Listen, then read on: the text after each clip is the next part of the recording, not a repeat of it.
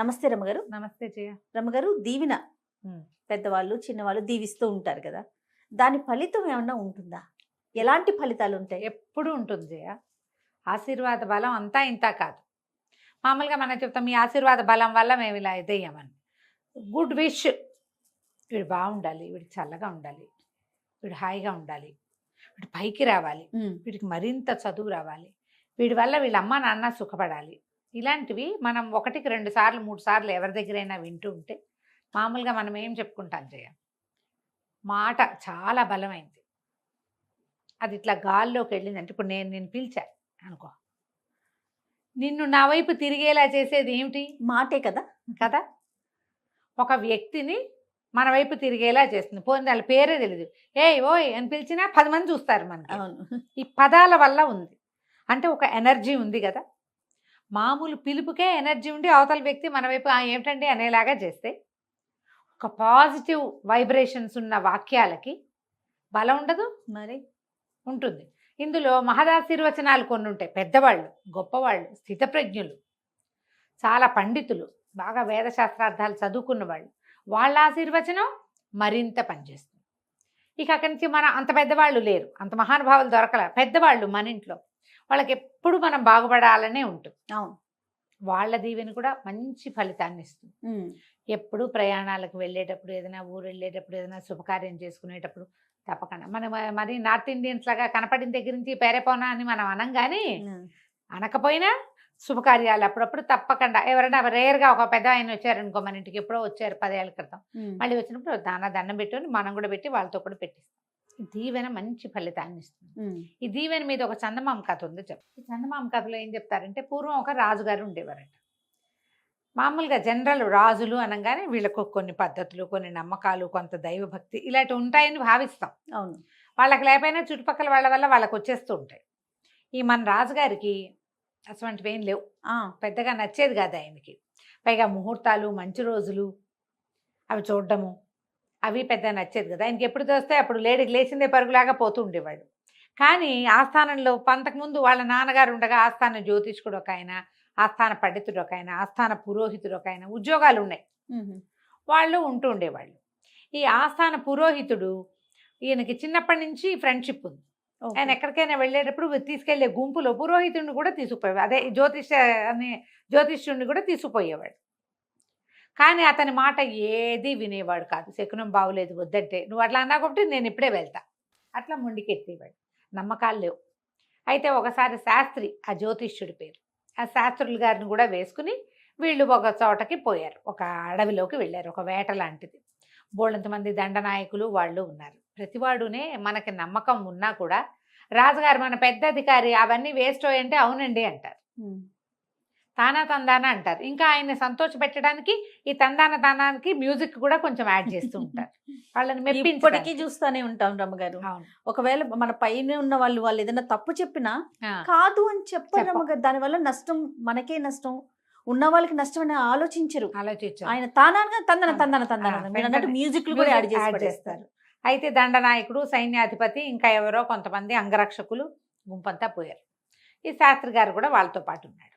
అంటే ఏదో ఆ మాట ఈ మాట మాట్లాడుతుంటే శాస్త్రాలు వాటి గురించి వచ్చి ప్రతి దానికి, ప్రతి విషయానికి ఒక ఖచ్చితమైన వివరణ ఉంది శాస్త్రంలో. శకునాలు, అవి శకునం ఎదురొచ్చిన మనిషి గురించి, వాళ్ళు వచ్చిన లక్షణాన్ని బట్టి కుడి నుంచి వచ్చారా, ఎడం నుంచి వచ్చారా, బిందె తీసుకొచ్చే మనిషి బిందె నిండుగా నీళ్లు ఉండాలా, నీళ్లు లేకుండా ఉండాలా, ఇట్లాంటి వాటి గురించి ఏవో 4 వాక్యాలు ఆయన చెప్పాడు. వీళ్ళంతా వేళాకోళం చేస్తున్నారు, ఊరుకున్నారు. ఊరుకుంటే ఇంతలో ఏమైంది, ఒక పక్షి కుయ్ కుయ్ కుయ్ అని కూస్తూ ఈయన పక్క నుంచి పరిగెత్తుకుంటూ వెళ్ళింది. ఈయన ఆ పక్షికేసి అట్లా చూస్తున్నాడు అనమాట. చూస్తుంటే ఆయన మొహంలో ఒక ఎక్స్ప్రెషన్ కనపడింది వాళ్ళకి, ఒక అయ్యో లాంటి భావన. సరిగ్గా ఆ పక్షి అది ఏ పక్క నుంచి వచ్చిందో ఆ పక్షి వెనక నుంచి ఒక అతను నడుచుకుంటూ వస్తున్నాడు. అది ఇట్లా ఒకవైపు నుంచి వస్తుంది మన వైపుకి, వీళ్ళ పక్కకి వెళ్ళిపోయింది. ఆ పక్షి వచ్చిన దారిలోంచి ఒక మనిషి గడ్డి మోపు పెట్టుకుని వస్తున్నాడు. వాడు ఒక మలుపు తిరిగి రావాలన్నమాట. ఏం చెప్తోందో ఈ పక్షి అని వీళ్ళంతా వేళాకోళంగా అడిగారు. ఏదో లేండి చెప్తే మీకు నచ్చదు కదా అన్నాడు. కాదు చెప్పు. అనేసరికల్లా నా వెనకాల వస్తున్న వాడికి చావు మూడిందని చెప్తుంది. అనేసరికల్లా అందరూ చూశారు, ఎవరు వస్తున్నారని చూస్తే ఈయన దృష్టి ముందే పడిపోయింది వెనకాల వచ్చే మనిషి. వాడు ఒక పెద్ద గడ్డి మోపుని పట్టుకుని ఉన్నాడు, నెత్తి మీద గడ్డి మోపుని. వాడు ఆ మలుపు అంతా తిరిగి ఇటు వచ్చేసి వస్తున్నాడు, ఇంకా దూరంలోనే ఉన్నాడు. ఆశ్చర్యపోయారు, ఏమిటి వీడు చచ్చిపోతాడా, బాగానే ఉన్నాడే హట్టాకట్టాగా, గడ్డి మోపు బాగానే మోసుకుంటున్నాడు, చూద్దాం అనుకున్నాడు. పక్కపక్క నవ్వారు కొంతమంది. ఎట్టపోతాడు ఇట్లాంటి వాడు, ఆ రోజుల్లో మనలాగా హార్ట్ అటాక్లు వచ్చే రోజులు కావు. అదేలేండి, ఒకటి ప్రమాదం జరగాలి, లేదా మీద పడాలి, లేదా ఆరోగ్య సమస్య రావాలి. వీడికి ఆరోగ్యము లేదు, ఆరోగ్య సమస్య వచ్చే అవకాశం లేదు. మనిషి చూస్తే దృఢంగా ఉన్నాడు, కొంచెం నడి వయసు వాడు, 50 ఏళ్ళు కూడా లేవు వాడికి. బాగా నవ్వుకున్నారు, బాగానే నడిచేస్తున్నాడని. అక్కడి నుంచి గుర్రాలు వేసుకుని ముందుకు నడిచి బాగా కిందకి వెళ్ళారు వీళ్ళు.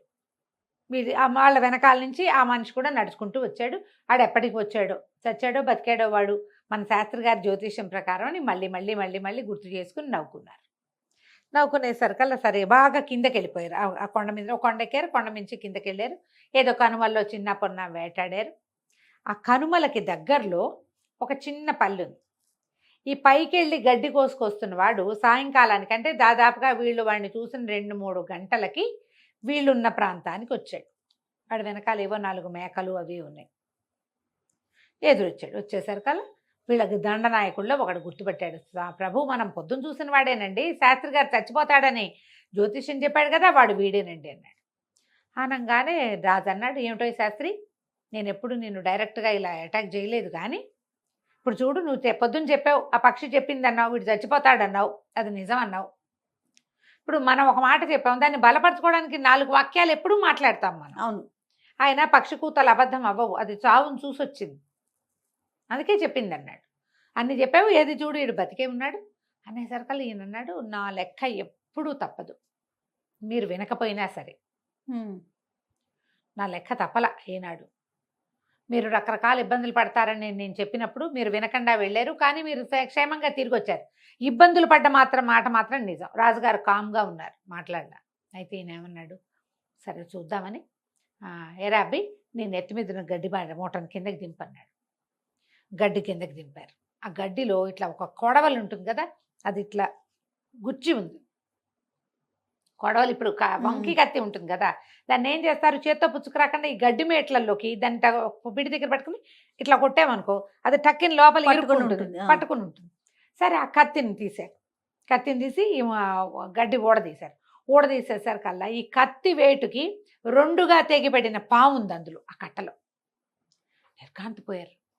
పాము ఎక్కింది. వీడు గడ్డి మేటు పైకి నెత్తి మీద ఎత్తుకుని చేతిలో ఉన్న కత్తిని ఏం చేశాడు, ఇట్లా అన్నాడు. అనగానే అవి పైకెక్కిన పాము 2 ముక్కలుగా అందులో ఇరుక్కోబోయి ఉంది.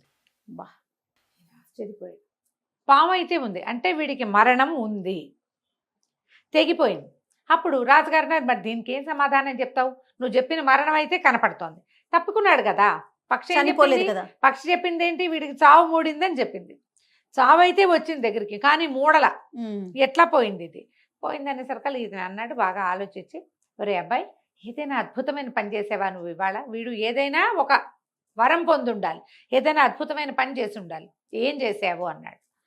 ఏముందండి, పొద్దునే సద్దనం తిన్నాను, మేకలు తోలుకున్నాను, నేను యువతల నుంచున్నా, నా మేకలు కొండెక్కిపోయినాయి, వాటి వెనకాల పడి నేను కూడా వెళ్ళాను, పైకి ఎక్కాను, గడ్డి కోసుకున్నాను, దిగాను అన్నాడు.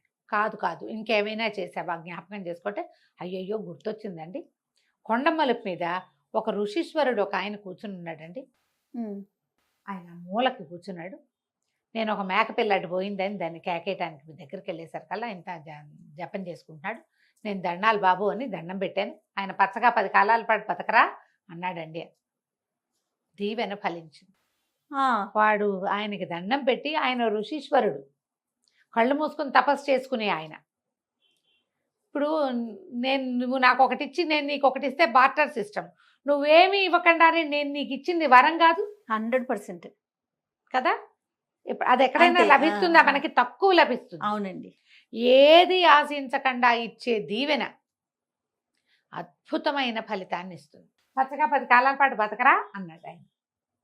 అందుకని ఆ ఎక్కిన పావుని ఇతని కత్తే తెగొట్టేసి, దీవెనకి ఇలాంటి ఫలితం ఉంటుంది. వాడికి మృత్యు ఉంది, పొద్దున వాడు చేసిన ఒక్క నమస్కారం దండాలు బాబు అన్న మాట వాడిని ఇక్కడ కాపాడింది. బా ఆయన ఎవడో కూర్చున్నాడు, నాకెందుకని వీడు వచ్చేస్తే వాడికి దీవెన లభించేది కాదు, మూడిన చావు వాడి నెత్తి మీద ఎక్కింది. రాజు ఆశ్చర్యపోయాడు, ఇంత ఉంటుందా, ఇలా తెలుస్తుందా, అంటే దీవెనకి ఇంత ఫలితం ఉంటుందా. ఎప్పుడైనా ఈయన ఎక్కడికైనా బయలుదేరేటప్పుడు పెద్దవాళ్ళ దీవెన తీసుకుంటుంటే ఎందుకు దీవెన లేకపోతే మన పని అవదా అనిపించేది ఆయనకి. అన్నిటికీ అపనమ్మకమే. ఆ తర్వాత నుంచి రాజుగారిలో చాలా మార్పు వచ్చింది. ఎక్కువ మూఢనమ్మకాలకి పోకపోయినా కూడా శాస్త్రాన్ని నమ్మటం మొదలుపెట్టాడు. ఈ శాస్త్రి గారిని ప్రధాన సలహాదారుగా కూడా ఉంచుకున్నాడు. ఆస్థాన జ్యోతిష్కుడు అనే పేరే కాకుండా మంచి చెడు సలహా ఏం చెయ్యాలి అనేది చెప్పడానికి ఆయన నియమించుకున్నాడు. కథ కంచికి మనమేంటి. సూపర్ స్టోరీ రమ్మగారు. నమస్తే. నమస్తే. సుమన్ టీవీలో మీ పర్సనల్ అండ్ బిజినెస్ ప్రమోషన్స్ కోసం కింది నెంబర్కి కాంటాక్ట్ చేయండి.